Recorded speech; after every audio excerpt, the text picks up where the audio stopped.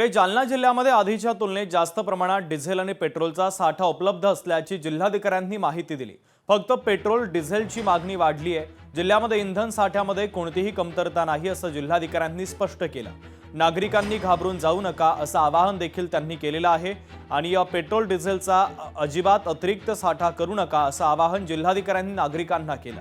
जिल्ह्यामधील 177 पंपांपैकी 10% petrol pump तात्पुरत्या स्वरूपामध्ये बंद असल्याची जिल्हाधिकाऱ्यांनी माहिती दिली।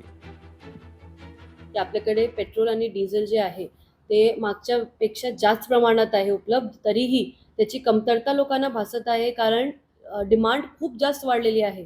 जे काही स्टॉक एक पेट्रोल पंप वरती पूर्ण दिवसभर चालायचे ते आता 4 तासात संपत आहे कारण लोकांची डिमांड खूप वाढलेली आहे। तर मी लोकांना आवाहन करू इच्छिते की आपल्याकडे स्टॉकमध्ये कुठल्याही प्रकारची कमतरता नाहीये। डिमांड वाढल्यामुळे सप्लाय आणि डिमांडचे एक मिसमॅच झालेला आहे, त्याच्यामुळे एक आर्टिफिशियल गॅप, सप्लाय गॅप सारखं दिसत आहे, पण तसा नाहीये।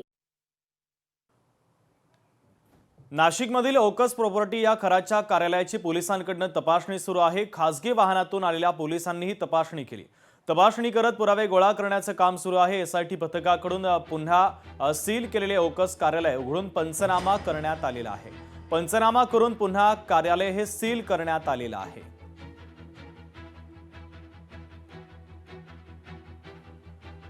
तर महत्त्वाची बातमी आपण पाहतोय, नाशिकमधील ओकस प्रॉपर्टी या खराच्या कार्यालयाची आता पोलिसांकडून तपासणी केली जाते। खासगी वाहनातून आलेल्या पोलिसांच्या एका टीमनं ही तपासणी केली। तपासणी करत पुरावे गोळा करण्याचं काम सुरू करण्यात आलं होतं। तर एसआयटी पथकाकडून पुन्हा सील केलेलं ओकस कार्यालय उघडून पंचनामा करण्यात आला। पंचनामा करून पुन्हा हे कार्यालय सील करण्यात आलेलं आहे।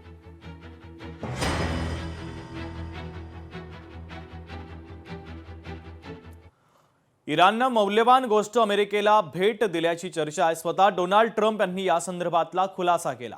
इराणची भेटवस्तू म्हणजे 10 तेलवाहू जहाजं। 10 जहाजांना सुरक्षितपणे बाहेर पडण्यास इराणनं परवानगी दिली। या जहाजांवर पाकिस्तानी झेंडा असल्याचा ट्रम्प यांनी दावा केलेला आहे।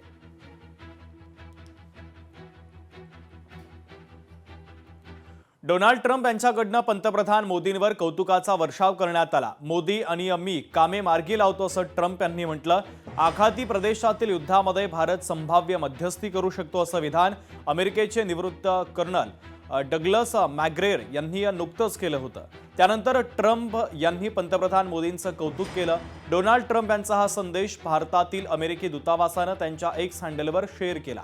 भारताबरोबरचे आमचे संबंध पुढील काळामध्ये आणखीन बळकट होत जातील असं अमेरिकन दूतावासानं म्हटलेलं आहे।